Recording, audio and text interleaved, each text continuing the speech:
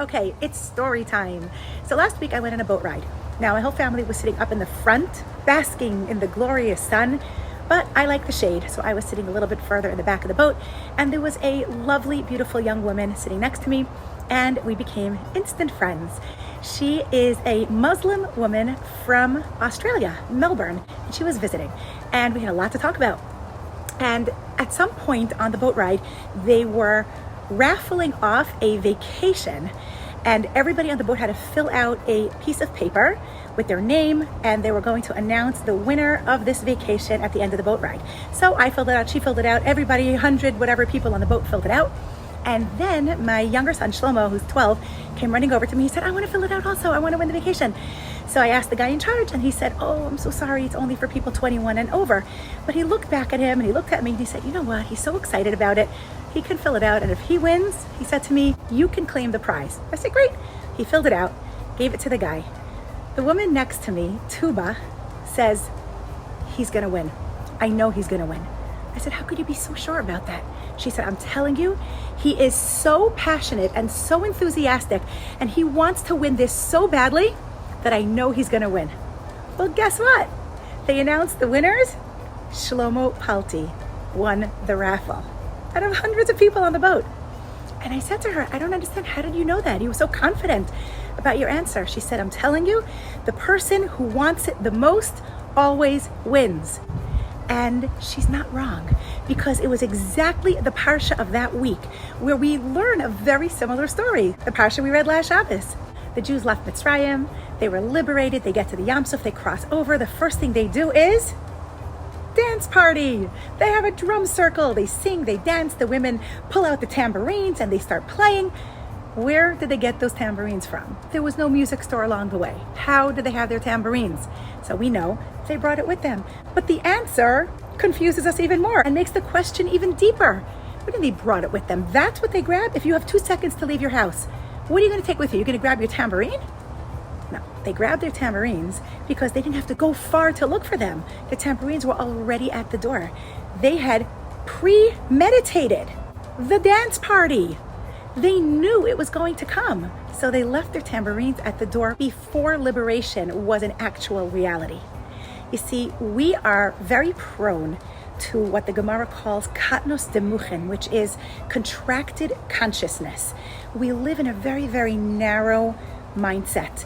We see the here and now, and we tend to fall into negativity because we live in such contracted consciousness where we just see what's right in front of us, and we can focus on the negative, we can focus on the difficulty of what's going on in the here and now. And this, by the way, affects women even more than it affects men, just because of the lifestyle that we have as women. You clean the kitchen, you could spend 2 hours cleaning the kitchen. The minute you finish, time to make lunch. The minute you clean up after lunch, time to make dinner, right? You bathe a toddler and you dress the toddler. 20 minutes later, he's filthy again, right? It's kind of this never-ending pattern. There's no plaque on the wall. There's no trophy to hold. The job is never done. And we tend to fall into katnos demuchen, which is contracted consciousness, and being very, very caught up in a narrow mindset. The women in Mitzrayim were exactly the opposite. They were experiencing gadlos demuchen, which is expanded consciousness. They did not fall into the little rut of what's going on right now. The difficulty, the pain, the abuse, the slavery. No. They had expanded consciousness. They said, I know there is so much more waiting for us. There is something so much greater waiting for us. We're going to be liberated. We are going to be free. We're going to have a dance party. And they lived in that space where they were so optimistic and they wanted it so badly that they actually made it happen. Gadlos demuchen, living in expanded consciousness, is the ability to look at the bigger picture of life and not be pulled into this narrow, contracted consciousness of the here and now, of what's happening in this moment. And when we can live like that and integrate that into us, then we live with so much more happiness and so much more hope and so much more excitement and enthusiasm, and we attract so much more blessing into our lives.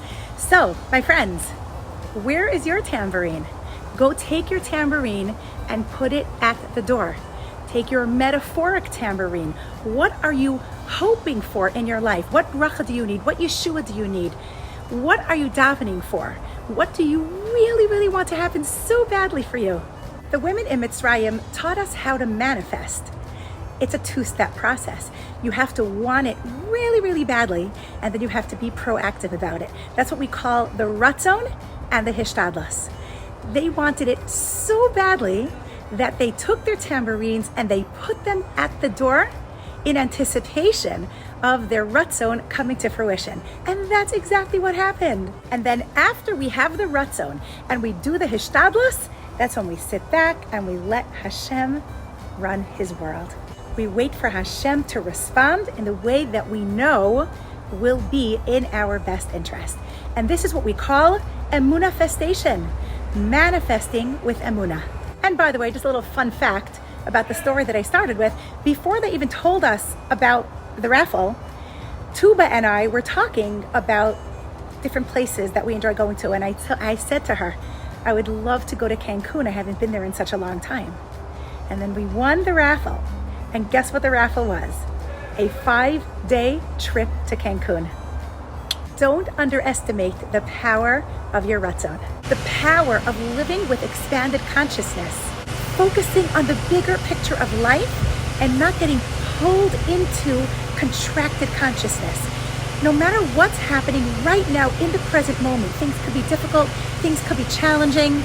There is a bigger picture, and let's focus on what we want our life to look like, not on what it looks like right now. I bless you all, that you should have all the Yeshua and all the bracha that you so deeply desire.